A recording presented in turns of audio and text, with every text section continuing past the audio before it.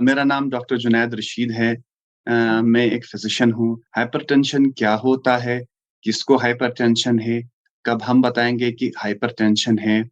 तो हाइपरटेंशन क्या होता है?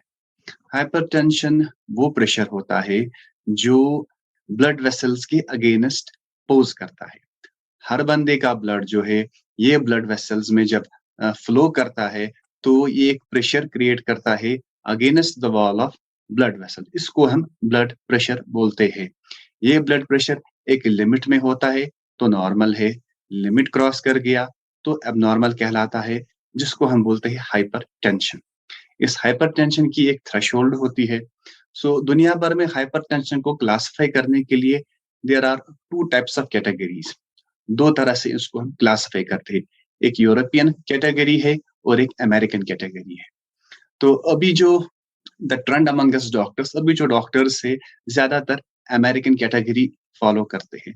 अमेरिकन कैटेगरी के अनुसार जब किसी पेशेंट का ब्लड प्रेशर 130 सिस्टोलिक यानी ऊपर वाला प्रेशर और 80 यानी कि नीचे वाला प्रेशर डायस्टोलिक ये पार कर गया, तो इसको हम हाइपरटेंशन बोलते हैं। और यूरोपियन क्लासिफिकेशन जो है, उसमें 140 सिस्टोली पार अगर कर गया और 90 डायस्टोली अगर पार कर गया, तो वहाँ हम हाइपरटेंशन बोलते हैं। सो मोटी-मोटी बात ये है कि 130 पार अगर चला गया सिस्टोली और 90 पार चला गया डायस्टोली, तो इसको हम हाइपरटेंशन बोलते हैं। हाइपरटेंशन 2 प्रकार का होता है, 2 किस्मों का होता है। एक जो वो हाइपरटेंशन जो हम कॉमनली बोलते हैं कि इस बंदे को हाइपरटेंशन है। इसको हम अपनी मेडिकल लैंग्वेज में एसेंशियल हाइपरटेंशन बोलते हैं। इस हाइपरटेंशन का ऐसे कोई पर्टिकुलर रीज़न नहीं होता है, ठीक? और एक दूसरे किस्म का हाइपरटेंशन है, जिसको हम सेकेंडरी हाइपरटेंशन बोलते हैं। हमारे पास एक पेशेंट जब आता है, ब्लड प्रेशर इसका बढ़ के आया, हाइपरटेंशन की लेवल उसको लगी। अब हमें ये देखना होता है, ये एसेंशियल हाइपरटेंशन है, यानी कि आम हाइपरटेंशन या सेकेंडरी हाइपरटेंशन। सेकेंडरी हाइपरटेंशन क्यों अलग है? क्योंकि इसकी कुछ खास वजूहात होती है। 10 में से 9 पेशेंट्स ऐसे होते हैं कि जिनको एसेंशियल हाइपरटेंशन, उसके लिए हल्का-फुल्का टेस्ट ही करना होता है, वर्कअप बहुत सिंपल है और डायरेक्टली ट्रीटमेंट स्टार्ट करते हैं। सेकेंडरी हाइपरटेंशन क्या हाइपरटेंशन होता है कि पार्ट ऑफ मेटाबॉलिक सिंड्रोम। उस मेटाबॉलिक सिंड्रोम में क्या होता है कि पेशेंट का वजन ज्यादा होता है, पेशेंट का टीजी ज्यादा होता है, पेशेंट का एचडीएल कम होता है और मोटापा होता है। पेशेंट का बीपी 130 पार कर जाता है और 80 पार कर जाता है सिस्टोली डायस्टोली, तो मेटाबॉलिक सिंड्रोम क्वालिफाई कर जाता है। या शुगर इसका 100 पार कर जाता है, तो वहां हम बोलते हैं कि पेशेंट को मेटाबॉलिक सिंड्रोम के कारण हाइपरटेंशन। कुछ पेशेंट्स ऐसे होते हैं कि जिनको मेटाबॉलिक सिंड्रोम नहीं है, लेकिन उनको कोई और रिस्क फैक्टर है। फॉर एग्ज़ाम्पल किसी को गुर्दे में प्रॉब्लम है, अब ये पेशेंट जो है इसकी 2 तकलीफ़ें हैं, गुर्दे की तकलीफ़ अलग और उसके कारण ब्लड प्रेशर की तकलीफ़, ठीक? 10 में से 9 पेशेंट्स ऐसे होते हैं कि जिनका ब्लड प्रेशर हाई इसलिए है क्योंकि उनका मेटाबॉलिक सिंड्रोम है, उनको मोटापा है, उनके खाने-पीने की आदत सही नहीं है, नमक का सेवन ज़्यादा करते हैं, उनका उनकी मेहनत मशक्कत उतनी नहीं है, ऑफ़िस पे ही ज़्यादा टेबल काम करते हैं, ठीक है? चलना-फिरना कम और घी का सेवन, तेल का सेवन, मीठा खाना ज़्यादा हो जाता है, तो उस अ बंदे में रिस्क ज़्यादा रहती है, प्लस फैमिली हिस्ट्री। इसकी ऐसे कोई वजह नहीं है और सेकेंडरी भी हो सकता है, ठीक? एक और बड़ी कॉमन वजह है कि जिन पेशेंटों के गुर्दे खराब होते हैं, किडनी डिज़ीज़, ठीक? तो किडनी डिज़ीज़ सीकेडी जिसको हम बोलते हैं, renal failure, chronic renal failure, chronic kidney disease. तो ये ऐसे पेशेंट्स होते हैं जिनको हाइपरटेंशन होती है, it's and hypertension is because of kidney problem. In patients का गुर्दा जो है खराब हुआ होता है और वही वजह होता है कि इन पेशेंट्स का ब्लड प्रेशर ज़्यादा होता है। तो इसको हम हाइपरटेंशन बोलते हैं। मोटे-मोटे तौर पर इसको क्लासिफ़ाई करते हैं एसेंशियल और सेकेंडरी में। 10 में से 9 पेशेंट्स हमारे पास एसेंशियल ही आते हैं। कोई इक्का-दुक्का ऐसा पेशेंट होता है जो हमें लगता है कि नहीं ये सेकेंडरी ही है और उसको हम अच्छे से वर्कअप करते हैं। फॉर एग्ज़ाम्पल कोई बंदा है हाइपरटेंशन अभी प्यूबर्टी से पहले हुआ है या इवैल्यूएशन में पता चला कि इसकी बॉडी के अंदर पोटेशियम कम है, प्लाज़्मा पोटेशियम कम है। या ईसीजी एब्नॉर्मैलिटी आ गई। तो अकॉर्डिंगली हम सिस्टम देखते हैं कौन-सा इन्वॉल्व है, एंडोक्राइन सिस्टम, कार्डियोवास्कुलर सिस्टम या रीनल सिस्टम, तो उसका वर्कअप फिर स्टार्ट हो जाता है। हाइपरटेंशन किसी भी पेशेंट को किसी भी बंदे को हो सकता है। हाँ, hypertension is a part of a metabolic syndrome. Hypertension उन बंदों में ज़्यादा पाया जाता है, जिनका वज़न ज़्यादा है, जिनका जिनके खाने-पीने की आदत सही नहीं है, जो चर्बी वाली चीज़ें, तेल तेल में पकी तली हुई चीज़ें ज़्यादा सेवन करते हैं, या जिनको फैमिली हिस्ट्री है। ठीक? तो कुल मिला के वो शख्स जिसके फादर को भी हिस्ट्री हाइपरटेंशन की और मदर की भी, तो दोनों पेरेंट्स को अगर हाइपरटेंशन की हिस्ट्री है, तो ऐसा बंदा जो है इसको 80% चांसेस प्रोबेबिलिटी है, तो इसको भी हाइपरटेंशन सूनर और लेटर हो जाएगा। ठीक इसी तरह अगर किसी पेशेंट का एक पेरेंट है एंड ही इज़ और उस पेरेंट को हाइपरटेंशन है, तो इसके 40% चांसेस बनते हैं। हाइपरटेंशन जो है, ये जब हमारे पास एसेंशियल हाइपरटेंशन होता है, तो it is usually scene as a part of metabolic syndrome. उस मेटाबॉलिक सिंड्रोम में क्या होता है कि पेशेंट का वज़न ज़्यादा होता है, पेशेंट का टीजी ज़्यादा होता है, पेशेंट का एचडीएल कम होता है और मोटापा होता है। पेशेंट का बीपी 130 पार कर जाता है और 80 पार कर जाता है सिस्टोली डायस्टोली, तो मेटाबॉलिक सिंड्रोम क्वालीफाई कर जाता है, या शुगर इसका 100 पार कर जाता है। तो वहाँ हम बोलते हैं कि पेशेंट को मेटाबॉलिक सिंड्रोम के कारण हाइपरटेंशन है। तो अब कुछ पेशेंट्स ऐसे होते हैं कि जिनको मेटाबॉलिक सिंड्रोम नहीं है, लेकिन उनको कोई और रिस्क फैक्टर है।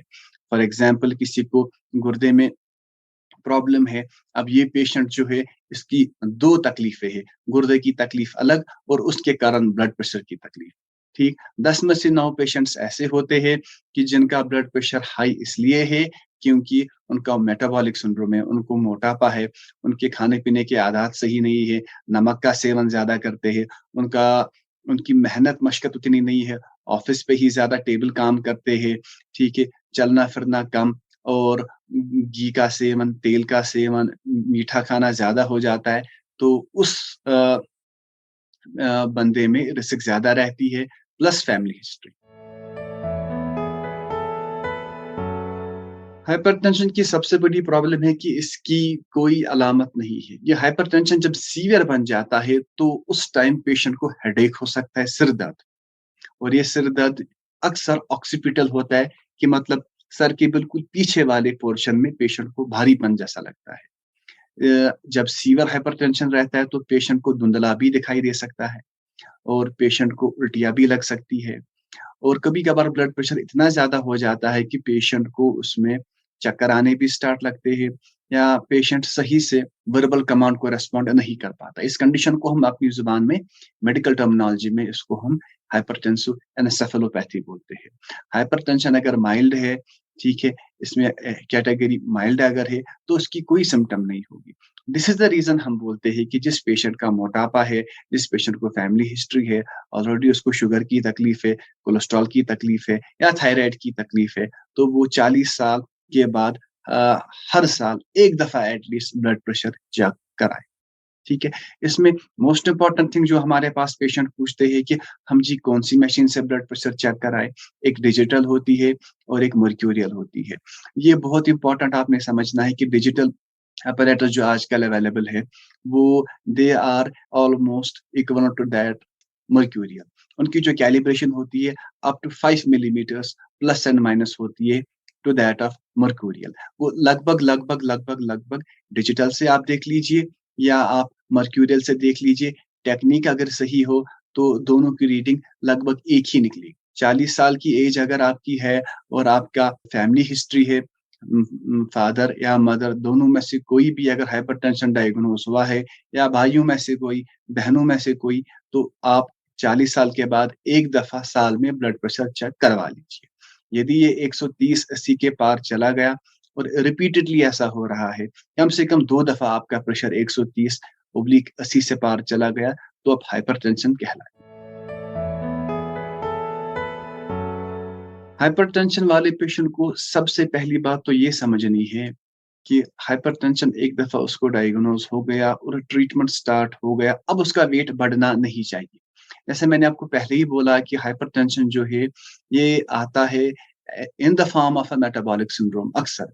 इसके साथ-साथ मंडरा रहे होते हैं, शुगर का ऊपर जाना, कोलेस्ट्रॉल का ऊपर जाना, मोटापा और पेशेंट को शुरू-शुरू में सिर्फ़ ये लगता है कि कोई इतनी बड़ी तकलीफ़ नहीं है कि मुझे सिर्फ़ ब्लड प्रेशर की तकलीफ़ है, एक टैबलेट खाऊँगा, बाकी ठीक है। लेकिन कुछ सालों के बाद पेशेंट का टीजीपी बढ़ जाता है, पेशेंट का एचडीएल भी बढ़ जाता है, फिर आस्ता-आस्ता उसका शुगर भी बढ़ जाता है, फिर उसका यूरिक एसिड भी तो अल्टीमेटली पेशेंट को लगता है 5-7 साल के बाद, पहले तो मुझे एक टैबलेट चल रही थी, अब मुझे गाउट की टैबलेट भी चल रही है, अब मुझे शुगर की टैबलेट भी स्टार्ट कर दी, अब तो उन्होंने मुझे कोलेस्ट्रॉल की टैबलेट भी सो मोस्ट इम्पोर्टेंट थिंग जब एक पेशेंट डायग्नोज हो गया है हाइपरटेंशन का, इसको अपना वज़न कंट्रोल में करना है। इसका वज़न जो है वो ज़्यादा नहीं होना चाहिए, पहली बात। दूसरा, नमक का सेवन बिल्कुल कम करना है, ठीक?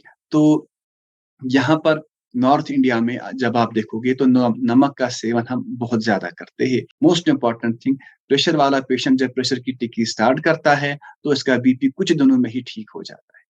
ठीक? और पेशेंट को ये लगने लगता है कि अब मैं ठीक हो गया और अब मुझे ब्लड प्रेशर की दवाई नहीं चाहिए। कुछ दिनों के लिए पेशेंट दवाई बंद भी कर सकता है और फिर रिपीट प्रेशर चेक करवाता है, ब्लड प्रेशर फिर से देखता है ठीक हो गया, तो पेशेंट खुद ही ये सोच के चलता है कि नहीं अब मैं दवाई बंद करूँगा और अब मुझे ब्लड प्रेशर जो है वो बिल्कुल ठीक हो गया और अब मुझे ब्लड प्रेशर दवाई खाने की ज़रूरत नहीं है। लेकिन ये बहुत गलत है। ब्लड प्रेशर इस पेशेंट का 90% चांस से फिर से आएगा और बढ़ के भी आ सकता है और उस सूरत-हाल में पेशेंट को बिल्कुल पता नहीं चलेगा, जैसे मैंने पहले ही वो इसकी कोई अलामत नहीं है। तो खून का जो प्रेशर जब बढ़ गया, तो आँखों का पर्दा खराब हो सकता है, तो गुर्दा खराब हो सकता है, दिल खराब हो सकता है और दिमाग के अंदर जो नसें, छोटी-छोटी नसें हैं, उन पर प्रेशर पड़ के वो भी खराब हो सकती है। कई दफ़ा ऐसा होता है कि पेशेंट को ब्लड प्रेशर की तकलीफ डिटेक्ट हो गई, दवाई भी ट्रीटमेंट स्टार्ट कर दी, ब्लड प्रेशर भी कंट्रोल में रह गया और कुछ दिनों के बाद पेशेंट को पता चला कि अब तो मेरा बीपी ठीक है, बंद कर दिया और फिर आगे जाके पेशेंट का गुर्दा खराब पाया जाता है या दिल में तकलीफ होती है या आँखों का पर्दा खराब हो जाता है, तो फिर पता चलता है कि इस साहब ने तो 7 साल पहले, 8 साल पहले, 10 साल पहले ब्लड प्रेशर की दवाई स्टार्ट की थी, लेकिन फिर थोड़े टाइम के बाद बंद कर या ऐसा भी होता है कि कभी-कभार पेशेंट ने ट्रीटमेंट स्टार्ट कर दिया, लेकिन अब उसका बीपी कंट्रोल नहीं रह रहा है 2 साल के बाद, 3 साल के बाद। इसमें फिर हमने अकॉर्डिंगली डॉक्टर साहब को ट्रीटिंग डॉक्टर जो है, उसमें दवाई बढ़ानी है, जिसको हम मेडिकल टर्मिनोलॉजी में बोलते हैं escalation of anti hypertensive treatment. तो अ, हाइपरटेंशन का जो एवोल्यूशन है, इसमें जो चैनल्स है, जिस माध्यम से ब्लड प्रेशर डेवलप होता है, तो वो it keeps on expanding. So diabetes वाला पेशेंट जैसे है, 10 साल से डायबिटीज़ है, 10 साल से हाइपरटेंशन है, इसको ब्लड प्रेशर की ऐसी टैबलेट देंगे जिसमें लगभग 3 किस्म की दवाइयाँ होंगी जो ब्लड प्रेशर के लिए काम आएँगी। तो बनिस्बत कि वो पेशेंट जिसको डायबिटीज़ नहीं है, सिर्फ़ 2 साल से डायबिटीज़ है, इसको लगभग-लगभग एक ही किस्म की टैबलेट चल हाइपरटेंशन जो है, अगर ये एसेंशियल हाइपरटेंशन है, तो इसका इलाज टैबलेट जो आपको अपना डॉक्टर प्रिस्क्राइब करता है, वो है। ये टैबलेट आपने हर दिन खानी है और अपनी टारगेट्स आपने पता होनी चाहिए, 130, 80 क्रॉस नहीं हो जाना चाहिए। एल्डरली पॉपुलेशन जो है, for example age of 60, age of 70 उनमें अगर बीपी 140, 90, 140, 90 भी रहता है तो ये एक्सेप्टेबल है। सेकेंडरी हाइपरटेंशन जो है, ये वो हाइपरटेंशन होता है जिसकी कुछ वजूहात होती है। मसलन कभी-कभार एड्रिनल ग्लैंड के ऊपर एक ट्यूमर हो सकता है जो सिक्रीट करता है कैटेकोलमीन्स या जो सिक्रीट करता है मिनरलोकॉर्टिकॉइड या कभी-कभार स्टेनोसिस होती है, रीनल आर्टरी स्टेनोसिस या कोआक्टेशन ऑफ अयोर्टा जिसका मतलब हुआ कि ब्लड फ्लो जो है गुर्दे के अंदर और दिल के बाहर जो है उसमें ब्लॉक है, सही से नहीं जा रहा है। तो उनकी सर्जिकल वर्कअप लेना पड़ता है, ये ट्यूमर जैसे बाहर निकालना है या ये ब्लॉक जो है उसको हमने बाहर निकाल कर ब्लड फ्लो को प्रॉपर रिस्टोर करना है, तो उस सूरत-ए-हाल में ब्लड प्रेशर जो है वो डिसअपियर भी हो सकता है, तभी तो इसको हम बोलते हैं कि ये सेकेंडरी हाइपरटेंशन है, ये सेकेंडरी है to some other disease process going on.